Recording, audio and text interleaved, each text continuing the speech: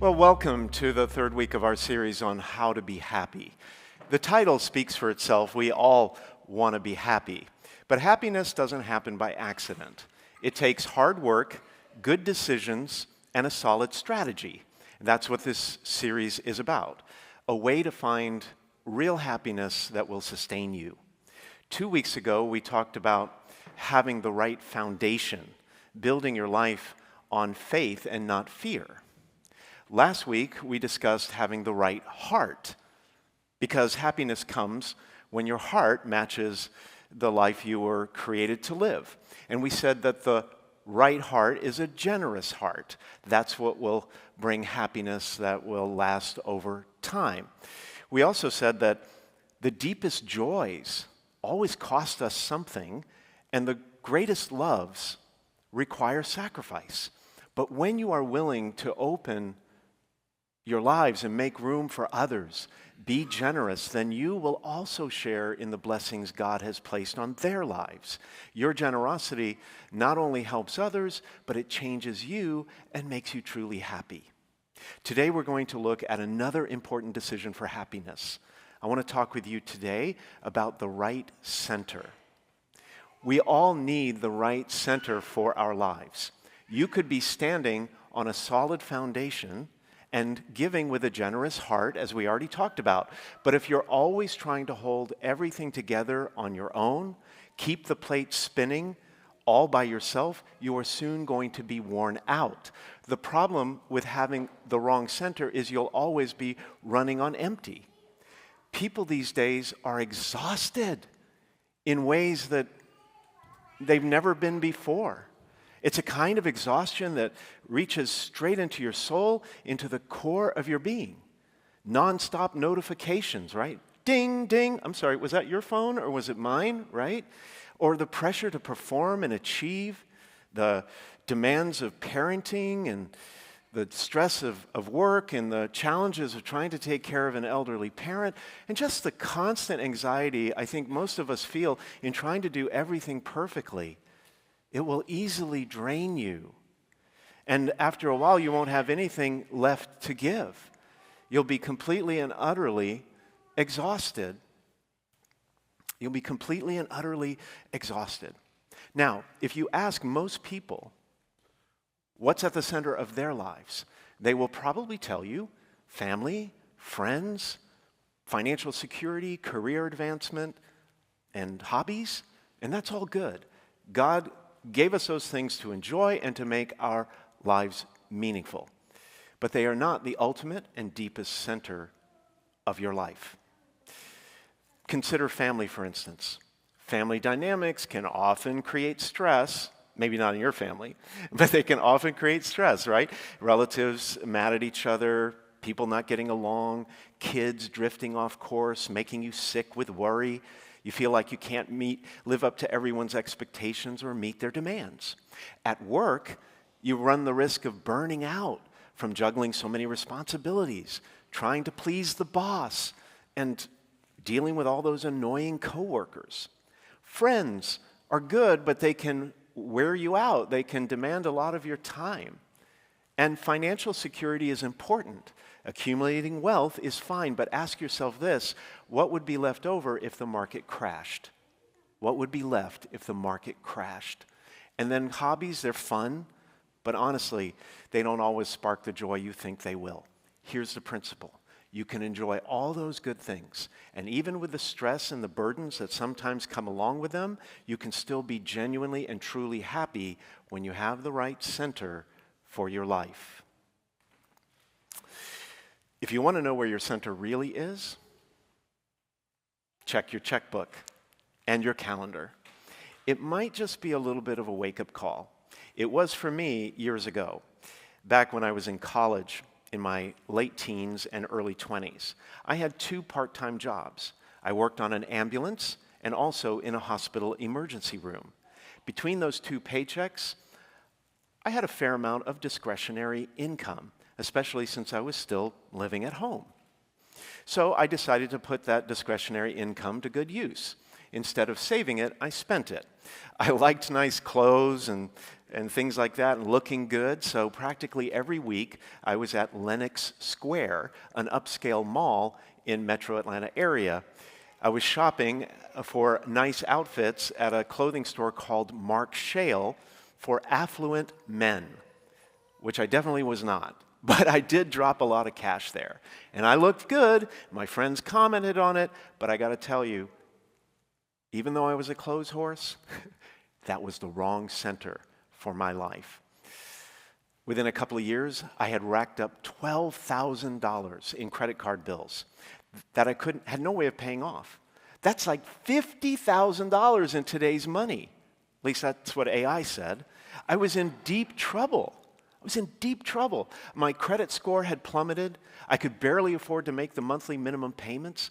I was exhausted with stress and worry, picking up extra shifts at work to make the payments. And my grades started to slip as a result. I was in a real bind, but eventually, through a lot of blood, sweat, and tears, I was able to pay off the whole balance and have remained credit card debt-free ever since. But why did that happen? It happened because I made status and appearance the center of my life. And whatever sits at the center of your life eventually demands sacrifices. So it better be the right center. And clearly, mine was not. In today's gospel, Jesus addressed the chronic exhaustion that you and I often feel. It's become something of an epidemic these days. He said, "Come to me, all you who labor and are burdened, and I will give you rest." That word labor in the original language literally means being weary from exhausting toil. And the word burdened means feeling weighed down beyond measure. Jesus wasn't just talking about a good kind of tired, you come home from work or come home from a long weekend having fun no. He was talking about being bone tired. He knew that even back then, life could be exhausting when you have the wrong center. And today, more than ever, people are tired in ways that even sleep can't fix because many of them are living with the wrong center in their lives. Jesus spoke these words about rest right after his disciples came back from an important trip. They had been out in the surrounding towns and villages, healing the sick and preaching the good news of the gospel. And they came back tired, but joyful because their mission had been successful. A lot of people had come to believe. Jesus praised God for this, for the success of his disciples. And he gave thanks that even though the religious and the educated elite rejected the message, ordinary people, what he called little ones, had accepted it. It was a big win and great news. Jesus went on to celebrate by revealing something else to the disciples. He said, "All things have been handed over to me by my Father. And no one knows the Son," meaning Jesus, "except the Father, and no one knows the Father except the Son, and anyone to whom the Son wishes to reveal him." What Jesus was saying was that when you look at him, you see the Father. And then he showed everyone what God is really like, that he's not an overbearing boss or an unrelenting taskmaster, always demanding more and more from people already overburdened. Instead, God is like Jesus, who said of himself, "I am meek and humble of heart. Come to me and you will find rest for yourselves." Jesus was inviting everyone who feels overwhelmed to come to him and make him the center of their lives. Having the right center is critical, not only in life, but as it turns out, also in basketball. Now, prepare yourselves. I'm about to amaze you with a sports metaphor. And for those of you who know me, you know this is way out of my league, so to speak. Pardon the pun.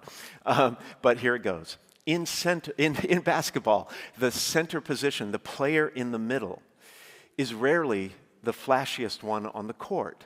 He doesn't typically make spectacular passes or shoot from half court or get all the attention. Instead, the center protects the basket or the paint, that part in the middle. He protects the paint, he grabs rebounds, and he keeps the defense anchored.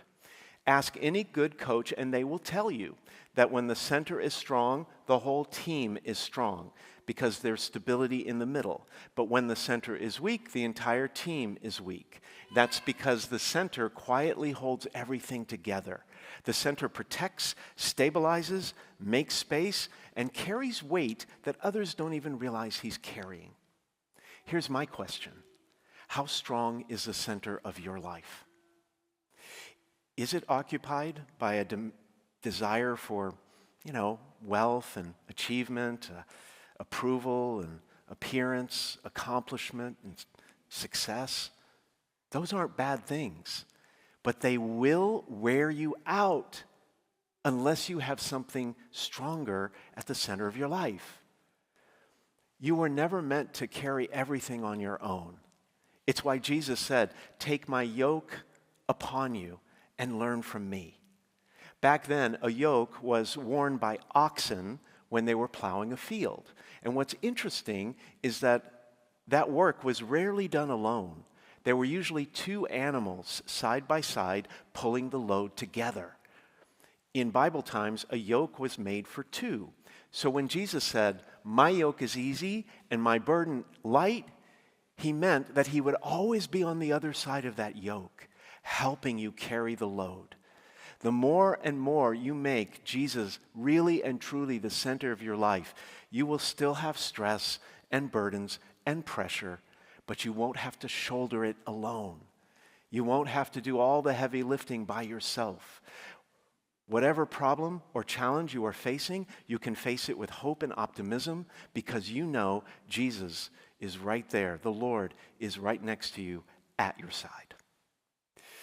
In today's first reading, the prophet Zechariah described a new kind of king, a king who would not dominate and intimidate and coerce and condemn his own people. That king would be gentle and humble and meek of heart. Zechariah says, "He shall banish the chariot from Ephraim and the horse from Jerusalem. The warrior's bow shall be banished, and he shall proclaim peace to the nations." Back then, the king was, of course, the center of everything in the kingdom. But just like a bad center in your life, a bad king could overwhelm you, oppress you, dominate you, exploit you. But what Zechariah prophesied centuries earlier, Jesus came to deliver. A new kind of king, a king who would always stand at the center of your life if you allow him. Not with domination and oppression and judgment, but with peace and rest. There was this young man. He had the wrong center in life. He was brilliant, successful, and ambitious. He had a prestigious career, and many people admired and respected him. He chased after worldly pleasures and relationships, achievements, and intellectual success. By all appearances, he had everything going for him. But deep down, there was something missing. He was still restless.